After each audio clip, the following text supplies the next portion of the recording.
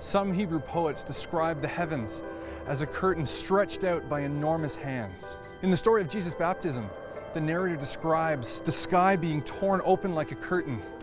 A dove descends and a voice booms out. And I like to imagine that if we could go onto the other side of that curtain, we'd find joy.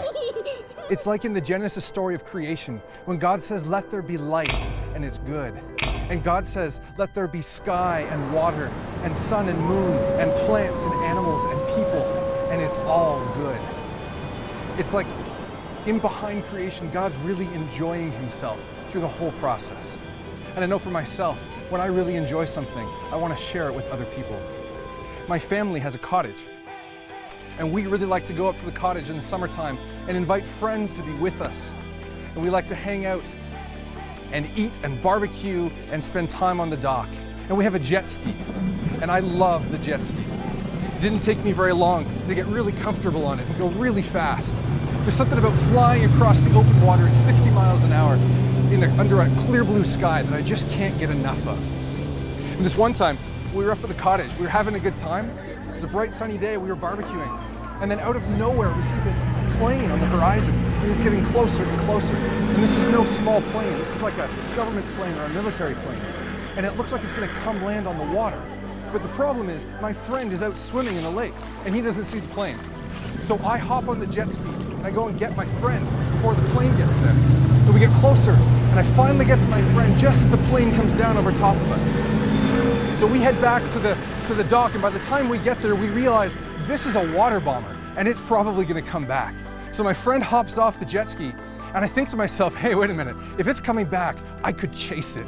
So in a moment of sheer insanity, that's exactly what I do. I head out, and I'm behind the water bomber, and there's mist being kicked up by the propellers, and the sun's coming through the sky in just the right way. There's a rainbow in front of me, and it's just the most incredible, surreal moment of pure joy. One of the most exhilarating things I've ever experienced. So I did what anybody would do. I went straight back to the dock, and I said to my friends, you've got to try this. It's incredible. Because that's what joy does. It expands. It just begs to be shared.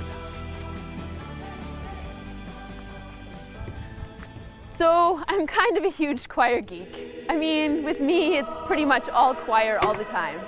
I don't have too many chances to get out of the bubble. So when a friend offered me tickets to see a hockey game, I jumped at the chance. Now, I'm not a huge hockey fan. I mean, I'm not the type to watch a game on TV or anything, but there's something about being in the arena that's really exciting. And there's a part of every hockey game where they play We Will Rock You. The stomping starts and you can't help but get caught up in it. It's fun. And not only is it fun, you're swept up in this thing that's bigger than you. And as I was standing there stomping, I was smiling to myself because I realized, you know, really, I'm just here in the choir bubble. There's a call that resonates. It's what I love about choir. It's the opportunity to make this big and beautiful thing together. And all of a sudden, you're tapped into this bigger thing. And it's a part of you, and it's beyond you, and it's something that you want to invite others into. So that choir thing and this hockey thing, it's just the sort of thing that you want to invite everyone to join in. I'm a stage manager. Lights, sound, and actors, go. I love the theater, and I love it when all the elements come together. And here's another thing that I love, my daughter Brianna. It is a little unusual, but she has 6 godparents. These 2 live in rural Ontario, and they make their own maple syrup, which is wonderful. These 2 live in Quebec, and they're magicians, and that's really cool. This is my cousin, and he is really great with my daughter. And this is one of my best friends. She's also a stage manager, and I trust her completely. They're all really different, and they each bring something unique to her upbringing. But this godparent thing isn't just a one-way street. Sure, she takes in all the things that they have to offer, but they've also been invited into our family. It's my love for her that has led me to make this great big family. It's this joy that has led me to invite people in.